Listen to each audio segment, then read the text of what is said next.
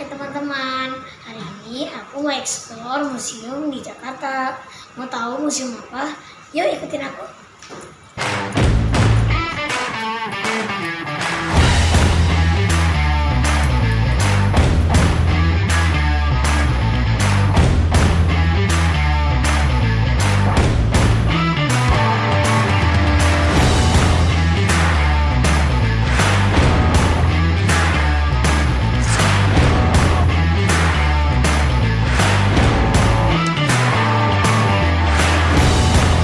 Hai guys, ikuti keseruan aku hari ini yuk.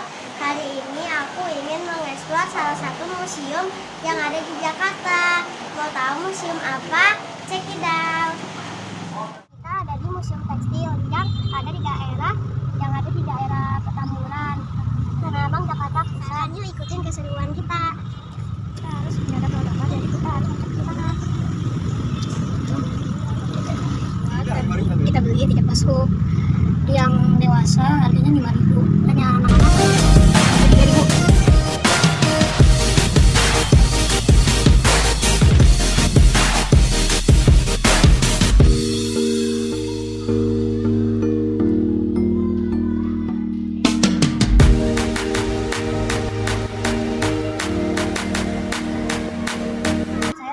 Saya dan teman-teman sudah berada di Museum Tekstil.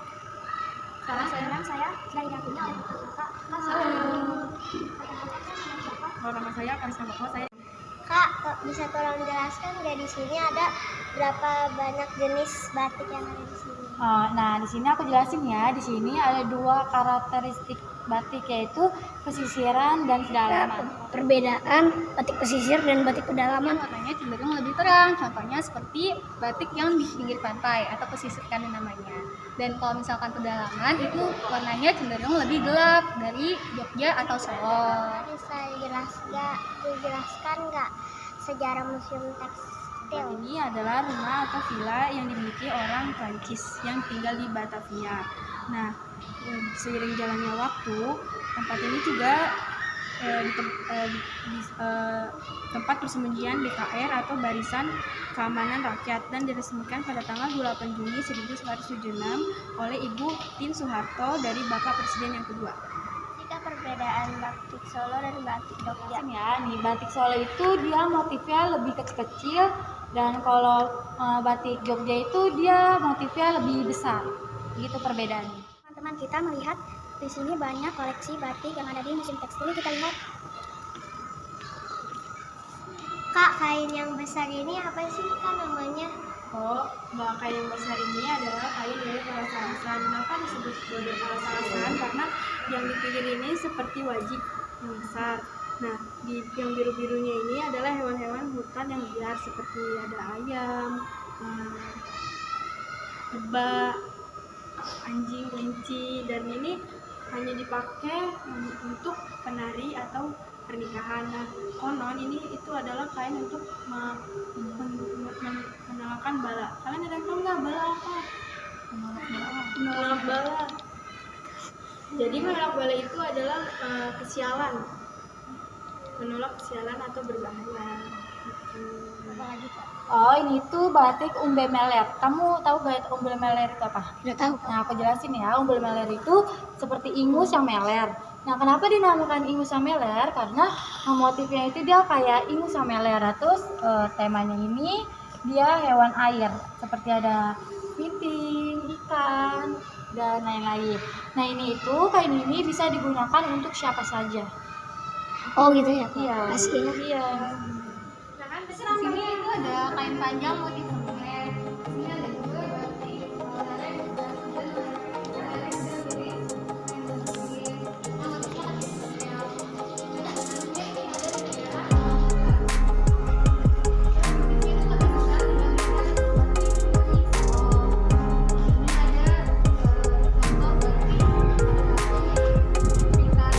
Bisa jelasin tentang batik yang ini? Bisa. Jadi kain ini adalah kain berasal dari Jogja yang bernama kapu atau dolet yang bermotif semen kuda. Biasanya zaman dulu ini dipakai oleh bangsawan atau para raja. Sekarang bisa dipakai oleh siapa aja. Nah, di sini itu biasanya dipakai dipakai untuk laki-laki dan perempuan. Biasanya tuh laki-laki itu dari pinggang dan mata kaki, dan perempuan itu dari dada dan mata kaki. Ada yang mau ditanya lagi? Selain batik, di sini ada koleksi apa lagi ya? Oh, di sini ada koleksi tenun dan songket kamu kali ya? Oh, oke.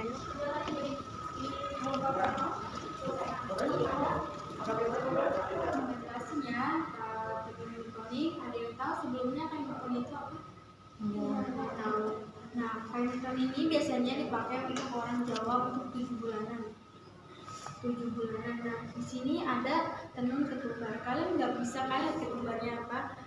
Ketumbarnya itu bermakna untuk supaya anak yang di dalam perutnya itu ketika keluar bisa mengharumkan nama orang tuanya. Dari batik ini? Nah, batik ini itu berasal dari benar-benar asli taman dari Keraton Cirebon. Nah, batik ini itu mempunyai artinya namanya sunya ragi. Sunya itu artinya sepi, ragi itu jiwa. Jadi jiwa yang sepi.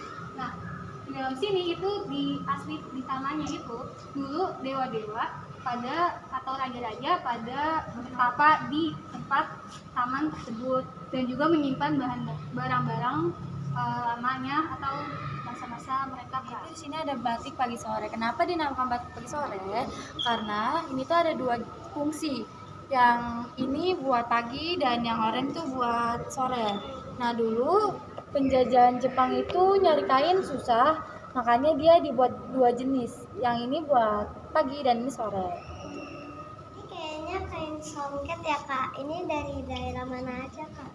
Nah, jadi di sini ada banyak macam-macam songket. Yang pertama ada songket Sumatera Utara, yang kedua ada songket Bali, yang ketiga ada songket Lampung, yang keempat ada songket dari NTT, yang kelima ada songket dari Lombok Samaja.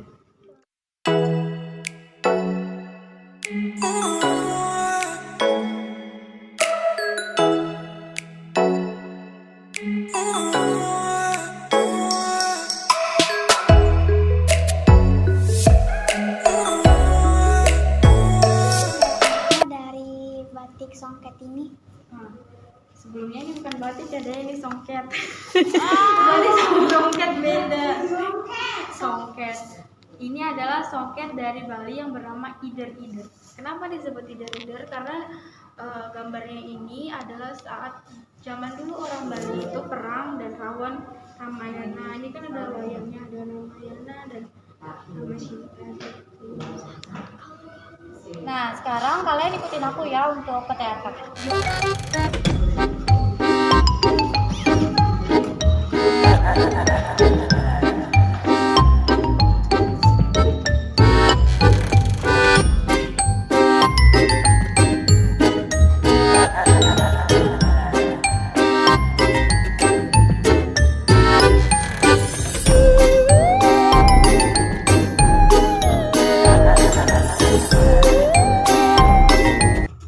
Yuk kita lihat ada apa aja sih yang ada di dalam galeri batik ini. Let's go.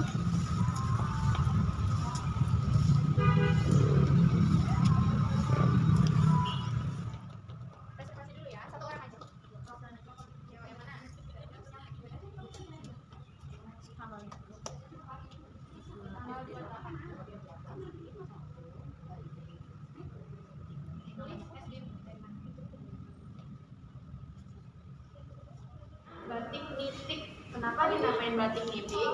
Karena pada saat proses pembuatannya menggunakan canting nitik yang dibagi menjadi 4 bagian. Nah, batik itu terbagi menjadi 2, ada batik pedalaman dan juga batik pesisir. Apa sih batik pedalaman? Batik pedalaman ini adalah batik-batik yang berasal dari Jogja dan Solo. Motif-motifnya kayak gini, warnanya cenderung lebih gelap kayak coklat, merah marun dan lainnya. Nah, kalau batik pesisir sebaliknya, batik-batik di luar dari Jogja dan Solo, warna-warnanya cenderung lebih cerah. Jadi kalau batik nitik Jogja termasuk pedalaman atau pesisir? Sekarang kita ke batik dari Jawa Barat. Mega mendung asalnya dari Jawa Barat, Cirebon. Nah, mega itu artinya awan, mendung itu artinya suasana yang sejuk. Nah, ini juga batik-batik yang motifnya dari DKI Jakarta. Ini apa? Ada yang tahu?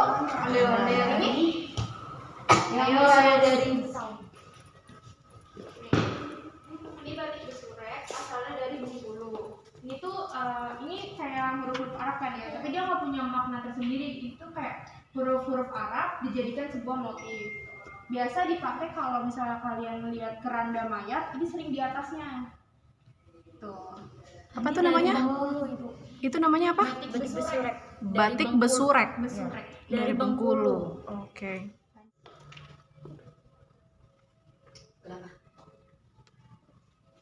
Ini ada masyarakat yang dari Jepang pada tahun 1940-an. Jadi para pembatik kan susah untuk mencari kain. Jadi mereka ngebuat kain ini untuk menghemat kain.